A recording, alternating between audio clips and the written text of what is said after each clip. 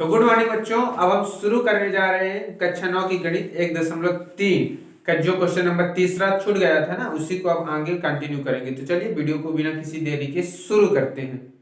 तो पहला क्वेश्चन है 0.6 बार। तो 0.6 बार को हम पी बटे क्यू के रूप में लिखेंगे। तो माना x बराबर 0.666 जब तक लेना हो। बार का मतलब क्या होता है कि जब तक का हमको 6 लेना हो, जब तक हम 0.66 बढ़ा सकते हैं। ठीक है, तो यानी कि x बराबर 0.666 इतना हमने मान लिया। अब क्या हुआ कि दोनों पक्षों में 10 का गुणा करने पर 10 का गुणा करने पर दोनों पक्षों में 10 का गुणा करने का मतलब क्या है? दशमलव के बाद कितने अंक हैं? दशमलव के बाद एक अंक पर बार चढ़ा ना, दशमलव के बाद एक अंक पर बार चढ़ा है, इसीलिए हम दोनों पक्षों में 10 का गुणा कर रहे हैं। अगर दशमलव के बाद अगर 2 अंक पर बार चढ़ता तो 100 का गुणा करते। जितने दशमलव के बाद जितने अंक पर बार चढ़ा रहेगा उतने का हम यहाँ गुणा करेंगे। तो दोनों पक्षों में 10 का गुणा करने पर तो यहाँ कितना हुआ 10 गुणे x बराबर 0.666 गुणे 10। इसका इससे गुणा किए तो कितना है 10x, और इसका इससे गुणा अगर हम करेंगे तो कितना आएगा 0.666 और एक जीरो किया के बाद दशमलव 1 2 3, तो 1 2 3 तो कितना आया 6.66। इसका हमको इससे गुणा करेंगे तो कितना आएगा 6.66। ठीक है, अब यहाँ कितना हुआ 10x और यहाँ कितना हुआ 6.66।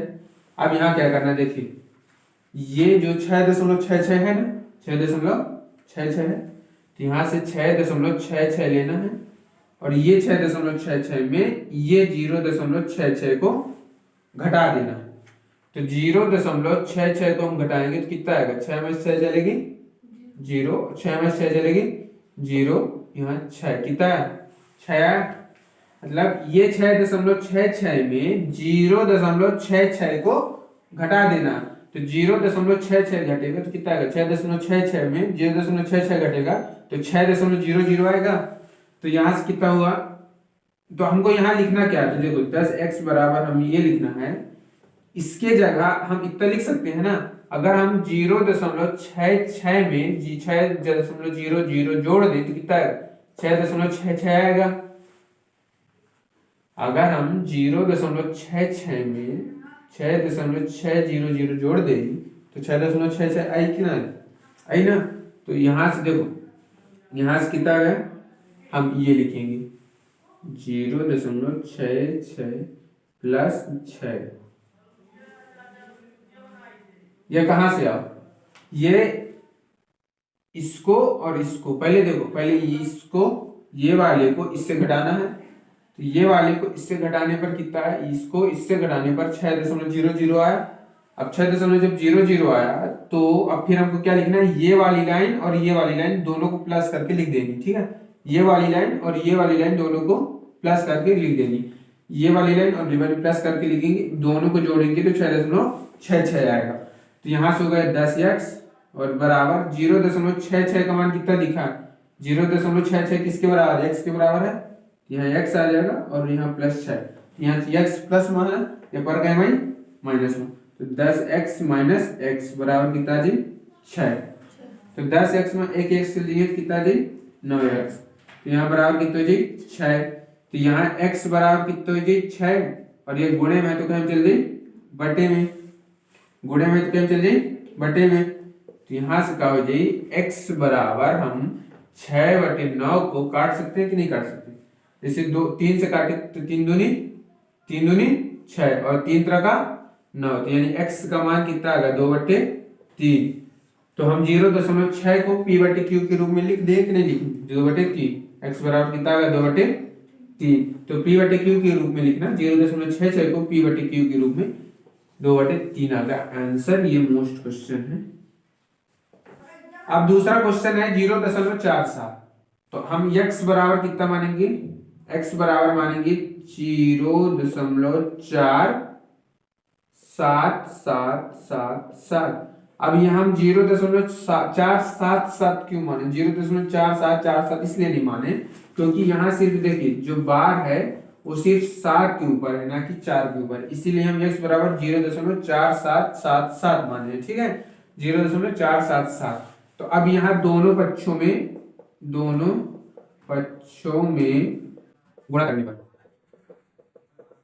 अब किसका गुणा करेंगे, यहाँ देखो हमने क्या बताया था कि दशमलव के बाद जितने अंक है, तो दशमलव के बाद यहाँ कितने अंक है, दशमलव के बाद 2 अंक है, दशमलव के बाद 2 अंक है, लेकिन एक अंक पर बार चढ़ा, जिससे दशमलव के बाद 2 अंक है लेकिन एक अंक पर बार चढ़ा केवल, तो इसीलिए हम केवल 10 का गुणा करेंगे ना कि 100 का, क्योंकि दशमलव के बाद 2 अंक हैं लेकिन सिर्फ बार किस पर चढ़ा है, एक अंक पर, इसीलिए हम सिर्फ 10 का गुणा करेंगे। तो दोनों पक्षों में 10 का गुणा करने पर, दोनों पक्षों में 10 का गुणा करने पर, तो यहाँ 10 का गुणा करेंगे तो यहाँ 10 गुणे x बराबर 0.477 गुणे 10, तो यहाँ कितना है, 10 का गुणा x से करें तो आ गया 10x, और इसका यहाँ से गुणा करेंगे तो आ जाएगा 4.77।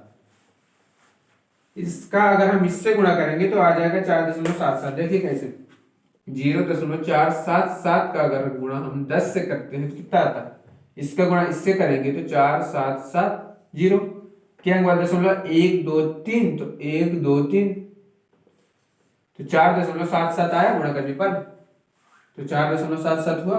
अब यहां से हम फिर वही ट्रिक, ये वाले को इससे घटाना है या फिर ये वाले को इससे घटाना है, तो देखो 4.77 में हमको 0.47 घटाना, 4.77 में हमको क्या घटाना है, 0.47 या फिर 0.47 घटाना, कितना घटाना है, फिर 7 से 7 चलेगी 0, 4 से 7 चलेगी, 7 से 4 चलेगी तो 3 और 4 एकम 4, कितना है 4.3।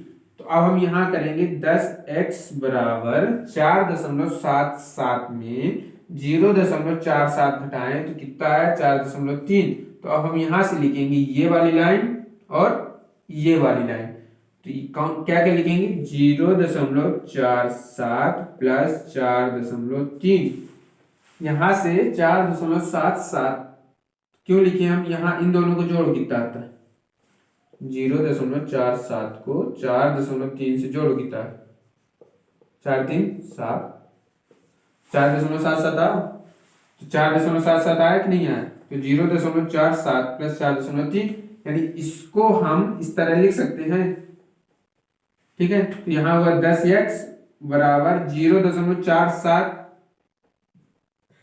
x बराबर माने थे तो इसको हम x मान लिए, और प्लस 4.3, तो यहाँ ये प्लस में यहाँ माइनस में आएगा, तो 10x माइनस x बराबर 4.3, तो 10x में एक x चला जाएगा तो कितना आएगा 9x और बराबर 4.3, ये गुणे में है ना, तो यहाँ किस में जाएगा, बटे में जाएगा, तो यहाँ हो गया x बराबर 4.3 बटे 9, x बराबर 4.3 बटे 9।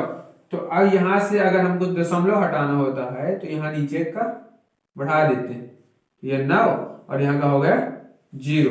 अगर यहाँ से दशमलव हटाना होता है तो क्या हटा देते हैं, अगर दशमलव हटाना होता है ना तो यहाँ एक अंक 0 बढ़ा देते हैं, जितने दशमलव के बाद जितने अंक होंगे यहाँ उतने यहाँ 0 लगा देंगे, दशमलव के बाद कितने अंक 1, इसलिए हम दशमलव मतलब अंक के नीचे कितना लगा दिए 1 0, इसका हो गया ये आंसर 43/90। तो अब हम क्वेश्चन नंबर तीसरा देख लेते हैं, 0.011 को इसको p बटे q के रूप में लिखना है, तो इसको p बटे q के रूप में कैसे लिखेंगे, आइए आसानी से देख लेते हैं कैसे करेंगे। देखो x बराबर हम पहले मान लिए 0. देखो यहाँ तीनों बार चढ़ा, कितने बार, तीनों बार चढ़ा ना, इसलिए 0 0 1 0 0 1 0 0 1, चाहे जितनी बार हम लिख दें 0 0 1, क्योंकि यहाँ 0 0 1 तीनों बार चढ़ा। हमने क्या बताया था कि दोनों पक्षों में हम किसका गुणा करेंगे, तो देखो दशमलव के बाद कितने अंक है, दशमलव के बाद 3 अंक है, 1 2 3, जब दशमलव के बाद 3 अंक हैं तो यहाँ कितना, दोनों पक्षों मतलब एक पक्ष दो पक्ष, दोनों पक्षों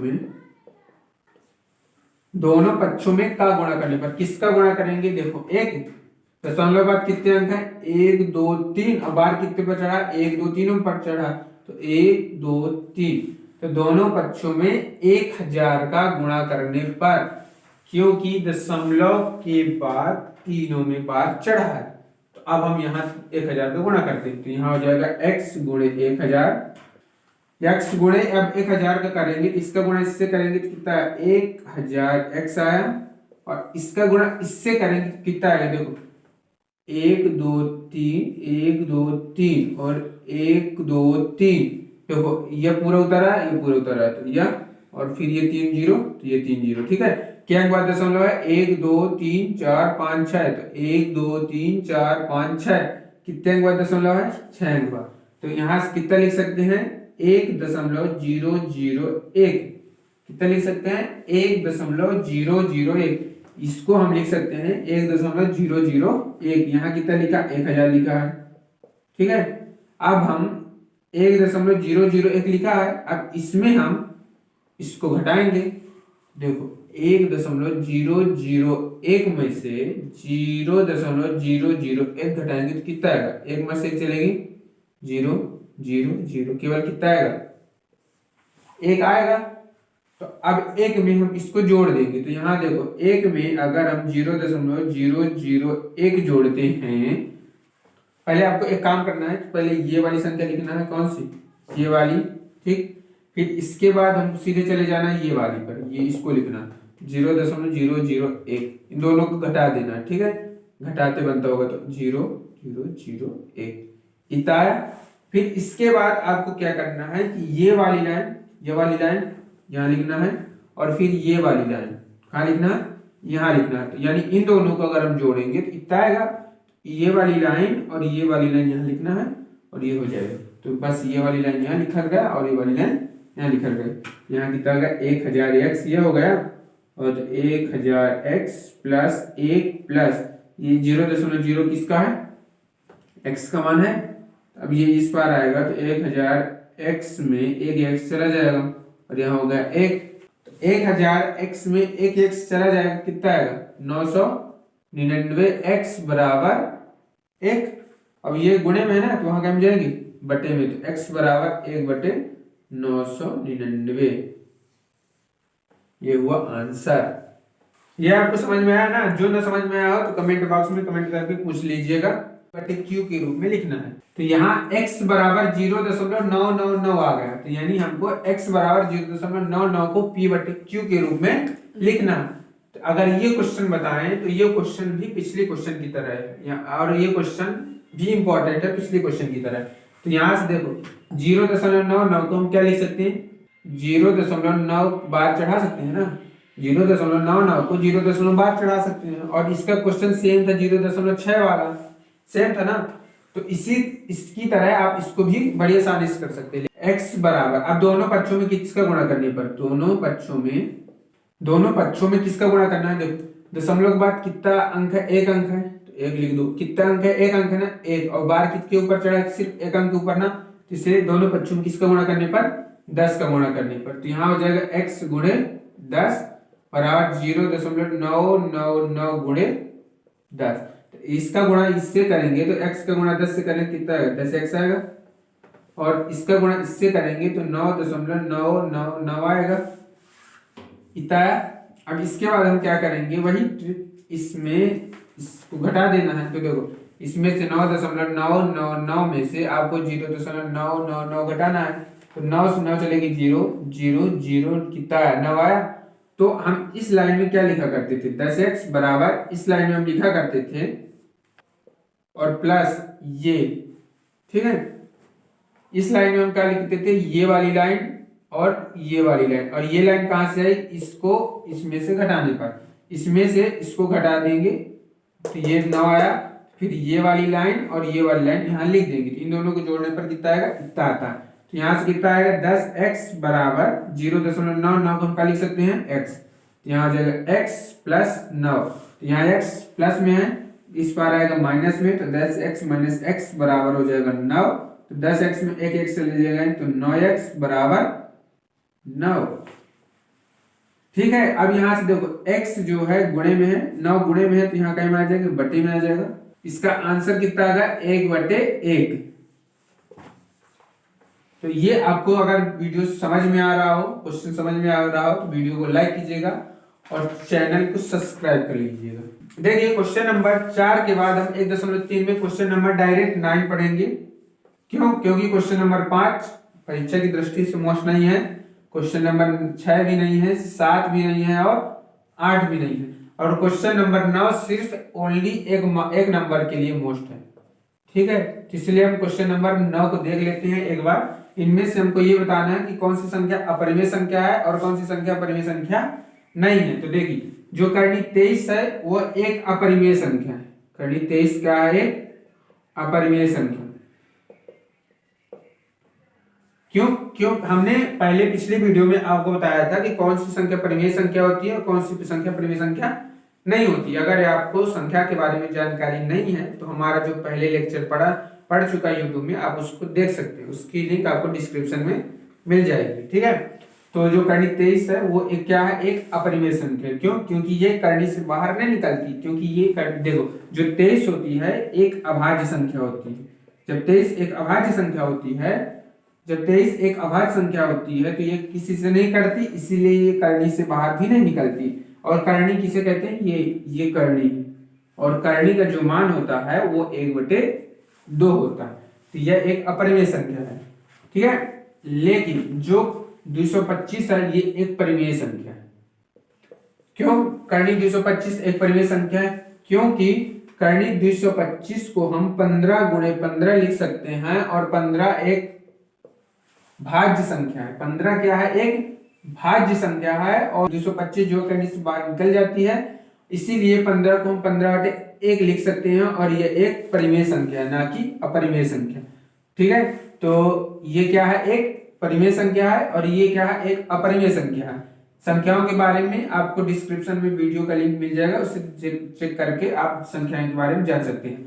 अब जैसे लिखा है 0.3796, तो हम 0.3796 को लिख सकते हैं 3796 बटे दशमलव। देखो दशमलव की जगह हम रखेंगे 1, और दशमलव के बाद कितने अंक?